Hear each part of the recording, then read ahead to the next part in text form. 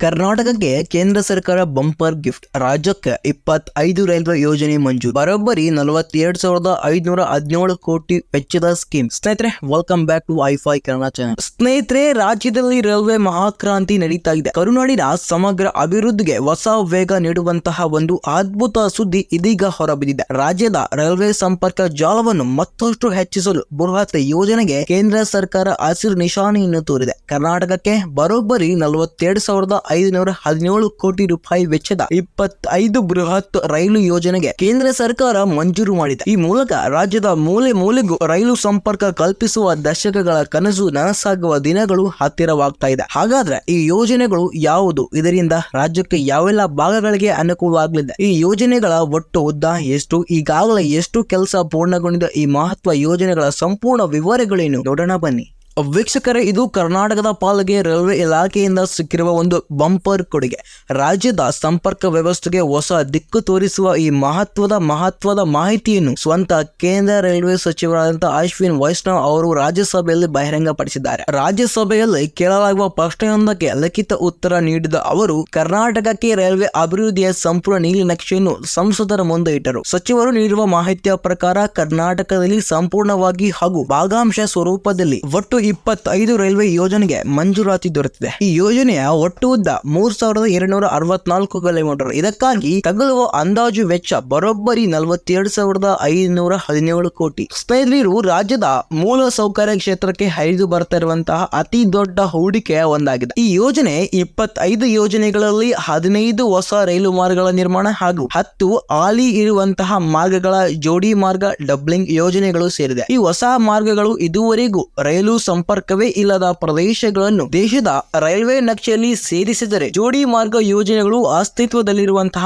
ಮಾರ್ಗಗಳಲ್ಲಿ ರೈಲು ಸಂಚಾರ ವೇಗ ಮತ್ತು ಸಾಮರ್ಥ್ಯವನ್ನು ದುಪ್ಪಟ್ಟಗೊಳಿಸುವಂತಹ ಯೋಜನೆಗಳು ಇವಾಗಲಿದೆ. ವೀಕ್ಷಕರೇ, ಒಟ್ಟು ಯೋಜನೆಯ ಪ್ರಮಾಣ 3,264 ಕಿಲೋಮೀಟರ್ ಉದ್ದ, 1,394 ಕಿಲೋಮೀಟರ್ ಉದ್ದದ ಯೋಜನೆ ಪೂರ್ಣ. ಈಗಾಗಲೇ ಈ ಯೋಜನೆ ಕಾರ್ಯರೂಪಕ್ಕೆ ಬಂದಿದೆ. ಅಭೂತಪೂರ್ವ ವೇಗದಲ್ಲಿ ಕಾಮಗಾರಿಗಳು ಸಾಗ್ತಾ ಇದೆ. 3,264 ಕಿಲೋಮೀಟರ್ ಉದ್ದದ ಒಟ್ಟು ಯೋಜನೆಗಳಲ್ಲಿ ಈಗಾಗಲೇ 1,394 ಉದ್ದದ ಕಿಲೋಮೀಟರ್ ಯೋಜನೆ ಪೂರ್ಣಗೊಂಡಿದ್ದು ಕಾರ್ಯಾರಂಭ ಮಾಡಬೇಕು ಅಂತ ರೈಲ್ವೆ ಸಚಿವರಾಗಿದ್ದ ಅಶ್ವಿನ್ ವೈಷ್ಣವ್ ಅವರು ತಿಳಿಸಿದ್ದಾರೆ. ಇನ್ನು ಹಣಕಾಸಿನ ವಿಚಾರಕ್ಕೆ ಬಂದ್ರೆ, ಈ ಯೋಜನೆಗಳ 2025 ಮಾರ್ಚ್ ತಿಂಗಳ ಅಂತ್ಯದವರೆಗೆ ಒಟ್ಟು 21,310 ಕಿಲೋಮೀಟರ್ ರೂಪಾಯಿಗಳ ಈಗಾಗಲೇ ವೆಚ್ಚ ಮಾಡಲಾಗಿದೆ. ಅಂದ್ರೆ ಒಟ್ಟು ಯೋಜನಾ ವೆಚ್ಚ ಸುಮಾರು ಅರ್ಧದಷ್ಟು ಹಣವನ್ನು ಈಗಾಗಲೇ ಖರ್ಚು ಮಾಡಲಾಗಿದೆ. ಯೋಜನೆಗಳು ನಿಗದಿತ ಅವಧಿಯಲ್ಲಿ ಪೂರ್ಣಗೊಳ್ಳುವ ಭರವಸೆಯನ್ನು ಇದು ಮೂಡ್ತಾ ಇದೆ. 15 ಹೊಸ ಮಾರ್ಗಗಳು 10 ಜೋಡಿ ಮಾರ್ಗಗಳ ಸೇರಿ ಆಗುವ ಪ್ರಯೋಜನವಾದ್ರೂ ಏನು? ಮೊದಲಿಗೆ ಜೋಡಿ ಮಾರ್ಗಗಳ ಮಹತ್ವವನ್ನು ತಿಳಿಯೋಣ. ಪ್ರಸ್ತುತ ರಾಜ್ಯದ ಅನೇಕ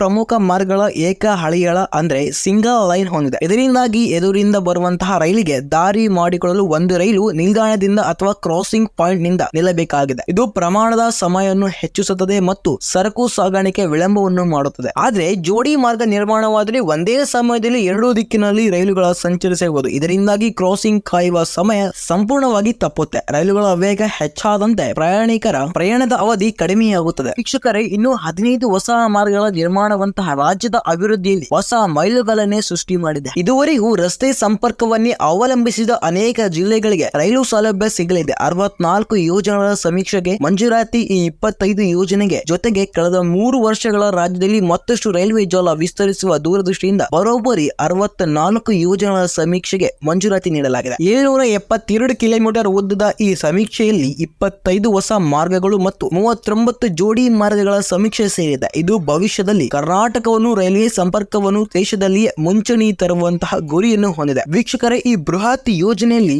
ರಾಜ್ಯದ ಕರಾವಳಿ ಮತ್ತು ಮಲೆನಾಡು ಭಾಗದ ಸಂಪರ್ಕವನ್ನು ಸುಧಾರಿಸುವ ವಿಶೇಷವಾಗಿ ಆದ್ಯತೆ ನೀಡಲಾಗಿದೆ. ಮಂಗಳೂರು ಮತ್ತು ಕಾರವಾರ ನಡುವಿನ ಸಂಪರ್ಕವನ್ನು ಮತ್ತಷ್ಟು ಬಲಪಡಿಸಲು ಹಾಗೂ ಈ ಭಾಗದ ಆರ್ಥಿಕ ಪ್ರವಾಸೋದ್ಯಮ ಸಾಮರ್ಥ್ಯವನ್ನು ಹೆಚ್ಚಿಸಲು 4 ಅತ್ಯಂತ ಮಹತ್ವ ಯೋಜನೆಗಳನ್ನು ಸಮೀಕ್ಷೆಗೆ ಅನುಮೋದನೆ ನೀಡಲಾಗಿದೆ. ಈ 4 ಯೋಜನೆಗಳು ಯಾವುವು ಅಂತ ಅಂದ್ರೆ ಶಿವಮೊಗ್ಗ ಶೃಂಗೇರಿ ಮಂಗಳೂರು ಹೊಸ ಮಾರ್ಗ 332 ಕಿಲೋಮೀಟರ್ ಉದ್ದದ ಶಿವಮೊಗ್ಗ ಶೃಂಗೇರಿ ಮಂಗಳೂರು ಹೊಸ ಮಾರ್ಗ ನಿರ್ಮಾಣವಾಗಲಿದೆ. ಇದು ಮಲೆನಾಡಿನ ಹೃದಯ ಭಾಗವನ್ನು ಕರಾವಳಿಗೆ ಸಂಪರ್ಕಿಸುವ ಒಂದು ಕನಸಿನ ಯೋಜನೆ. ಶಿವಮೊಗ್ಗದಿಂದ ಶೃಂಗೇರಿಯ ಮೂಲಕ ರಾಜ್ಯದ ಪ್ರಮುಖ ವಾಣಿಜ್ಯ ನಗರಿ ಬೆಂಗಳೂರಿಗೆ ಹಾಗೂ ಈ ಮಾರ್ಗ ಸಂಪರ್ಕ ಕಲ್ಪಿಸಿದೆ. ಇದರಿಂದಾಗಿ ಪ್ರವಾಸೋದ್ಯಮಕ್ಕೆ, ವಿಶೇಷವಾಗಿ ಧಾರ್ಮಿಕ ಪ್ರವಾಸೋದ್ಯಮಕ್ಕೆ ದೊಡ್ಡ ಉತ್ತೇಜನೆಯನ್ನು ಸಿಗಲಿದೆ. ಇದೆ. ಹಾಸನ ಮಂಗಳೂರು ಜೋಡಿ ಮಾರ್ಗ 247 ಕಿಲೋಮೀಟರ್ ಉದ್ದದ ಹಾಸನ ಮಂಗಳೂರು ಜೋಡಿ ಮಾರ್ಗ ಆಗಲಿದೆ. ಪ್ರಸ್ತುತ ಈ ಮಾರ್ಗವು ಪಶ್ಚಿಮ ಘಟ್ಟಗಳ ದುರ್ಗಮ ಹಾದಿಯಲ್ಲಿ ಸಾಗುತ್ತದೆ. ಏಕೆಂದ್ರೆ ಏಕ ಮಾರ್ಗವಾಗಿರುವುದರಿಂದ ಸರಕು ಸಾಗಣೆ ರೈಲುಗಳ ಸಂಚಾರಕ್ಕೆ ತೀವ್ರ ಅಡಚಣೆ ಇದೆ. ಮಂಗಳೂರು ಬಂದರಿಗೆ ಬರುವಂತಹ ಮತ್ತು ಹೋಗುವ ಸರಕುಗಳು ಸಾಗಿಸುವ ಈ ಮಾರ್ಗ ಅತ್ಯಂತ ನಿರ್ಣಾಯಕ. ಇದರ ಜೋಡಿ ಮಾರ್ಗ ನಿರ್ಮಾಣವಾದ್ರೆ ಬಂದರಿನ ಕಾರ್ಯಕ್ಷಮತೆ ಹೆಚ್ಚಾಗಿ ರಾಜ್ಯದ ಆಮದು ರಫ್ತು ವಹಿವಾಟಿಗೆ ಕ್ರಾಂತಿಕಾರಿಕ ಬದಲಾವಣೆ ಸಿಗಲಿದೆ. ಶರೂರು ಮಂಗಳೂರು 3ನೇ ಮತ್ತು 4ನೇ ಮಾರ್ಗ 307 ಕಿಲೋಮೀಟರ್ ಉದ್ದದ ಈ ಯೋಜನೆ ಕೇರಳದ ಶರೂರಿನಿಂದ ಮಂಗಳೂರಿನವರೆಗೆ ಈ ಮಾರ್ಗವು ದೇಶದ ಅತ್ಯಂತ ಜನನಿಬಿಡ ರೈಲು ಮಾರ್ಗದಿಂದ ಒಂದಾಗಿದೆ. ಈಗಾಗಲೇ ರೈಲು ಮಾರ್ಗಗಳಿದ್ದರೂ ಹೆಚ್ಚುತ್ತಿರುವ ರೈಲುಗಳ ದಟ್ಟಣೆಯನ್ನು ನಿಭಾಯಿಸುವ ಸಾಧ್ಯವಾಗ್ತಾ ಇಲ್ಲ. ಈ ಹಿನ್ನೆಲೆಯಲ್ಲಿ 3ನೇ ಮತ್ತು 4ನೇ ಮಾರ್ಗಗಳ ನಿರ್ಮಾಣಕ್ಕೆ ಸಮೀಕ್ಷೆ ನಡೆಯಲಾಗಿದೆ. ಇದು ಪೂರ್ಣಗೊಂಡ್ರೆ ಕರ್ನಾಟಕ ಮತ್ತು ಕೇರಳ ನಡುವಿನ ಪ್ರಮಾಣ ಇನ್ನಷ್ಟು ಸುಗಮವಾಗಲಿದೆ. ಹುಬ್ಬಳ್ಳಿ ಅಂಕೋಲಾ ಹೊಸ ಯೋಜನೆ ಮಾರ್ಗ 163 ಕಿಲೋಮೀಟರ್ ಉದ್ದ ಯೋಜನೆ ಆರಂಭವಾಗ್ತಾ ಇದೆ. ಇದ್ರ ಬಗ್ಗೆ ನಾನು ವಿಡಿಯೋ ಕೂಡ ಮಾಡಿ ಹಾಕಿದ್ದೀನಿ. ಇದು ಮತ್ತು ಉತ್ತರ ಕರ್ನಾಟಕದ ಮಹತ್ವಾಕಾಂಕ್ಷೆ ಯೋಜನೆ ವಾಣಿಜ್ಯ ನಗರಿ ಹುಬ್ಬಳ್ಳಿಯನ್ನ ನೇರವಾಗಿ ಕರಾವಳಿಯ ಅಂಕೋಲಕ್ಕೆ ಸಂಪರ್ಕಿಸುವಂತ ಈ ಯೋಜನೆ ಉತ್ತರ ಕರ್ನಾಟಕದ ಆರ್ಥಿಕ ಚಿತ್ರಣವನ್ನೇ ಬದಲಿಸುವ ಸಾಮರ್ಥ್ಯವನ್ನು ಹೊಂದಿದೆ. ಈ ಮಾರ್ಗವು ಪಶ್ಚಿಮ ಘಟ್ಟಗಳ ಮೂಲಕ ಹಾದು ಹೋಗುವುದರಿಂದ ಪರಿಸರದ ಸೂಕ್ಷ್ಮತೆ ಬಗ್ಗೆ ಚರ್ಚಿಸುವುದರಿಂದ ಇದರ ಆರ್ಥಿಕ ಮಹತ್ವವನ್ನು ಪರಿಗಣಿಸಿ ಸಮೀಕ್ಷೆಗೆ ಮಂಜೂರಾತಿ ನೀಡಲಾಗಿದೆ. ಸ್ನೇಹಿತರೆ, ಈ ಯೋಜನೆಗಳು ಕೇವಲ ಪ್ರಯಾಣಿಕರ ಅನುಕೂಲಕ್ಕೆ ಮಾತ್ರ ಸೀಮಿತವಾಗಿಲ್ಲ. ಇದು ರಾಜ್ಯದ ಆರ್ಥಿಕ ಬೆಳವಣಿಗೆ ಇಂಜಿನ್ಗಳಾಗಿ ಕಾರ್ಯನಿರ್ವಹಣೆ ಮಾಡ್ತಾ ಇದೆ. ಈ ರೈಲು ಯೋಜನೆಯಿಂದ ಕರ್ನಾಟಕಕ್ಕೆ ದೊಡ್ಡ ಬದಲಾವಣೆ ಆಗಲಿದೆ. ಸ್ನೇಹಿತರೆ, ಒಟ್ಟಿನಲ್ಲಿ ಕೇಂದ್ರ ಸರ್ಕಾರದ ಈ ಮಹತ್ವ ಯೋಜನೆ ನವ ಕರ್ನಾಟಕ ನಿರ್ಮಾಣದ ಹಾದಿಯಲ್ಲಿ ಒಂದು ದೊಡ್ಡ ಮೈಲಿಗಲ್ಲು ಅಂದ್ರೆ ತಪ್ಪಾಗಲಾರದು. 42,517 ಕೋಟಿ ರೂಪಾಯಿಗಳ ಈ ಬೃಹತ್ ಹೂಡಿಕೆ ಕರ್ನಾಟಕ ರೈಲ್ವೆ ಜಾಲಕ್ಕೆ ಹೊಸತನವನ್ನು ತುಂಬುತ್ತದೆ. ದಶಕಗಳಿಂದ ನೆನೆಹುದ್ದಿಗೆ ಬಿದ್ದಿರುವಂತಹ ಯೋಜನೆಗಳಿಗೆ ಮರುಜೀವ ಸಿಕ್ಕಂತಾಗಿದೆ. ಈ ಯೋಜನೆಗಳು ಆರ್ಥಿಕ ವೇಗ ನೀಡಬೇಕು. ಈ ಯೋಜನೆಯನ್ನು ಸಂಪೂರ್ಣವಾಗಿ ಕಾರ್ಯರೂಪಕ್ಕೆ ಬಂದಾಗ ರಾಜ್ಯದ ಸರ್ವಾಂಗೀಣ ಅಭಿವೃದ್ಧಿಗೆ ದೊಡ್ಡ ಕಾಣಿಕೆಯೊಂದು ಸಿಗಲಿದೆ. ಈ ವಿಡಿಯೋ ಬಗ್ಗೆ ನಿಮ್ಮ ಅಭಿಪ್ರಾಯ ಕಮೆಂಟ್ ಮಾಡಿ. ಇದೇ ತರ ರಿಲೇಟೆಡ್ ರೈಲ್ವೆ ಇನ್ಫಾರ್ಮೇಶನ್ ಗೋಸ್ಕರ ನಮ್ಮ ಅಕೌಂಟ್ ನ ಸಬ್ಸ್ಕ್ರೈಬ್ ಮಾಡ್ಕೊಳ್ಳಿ. ಮತ್ತೆ ಸಿಗೋಣ ಮುಂದಿನ ವಿಡಿಯೋದಲ್ಲಿ.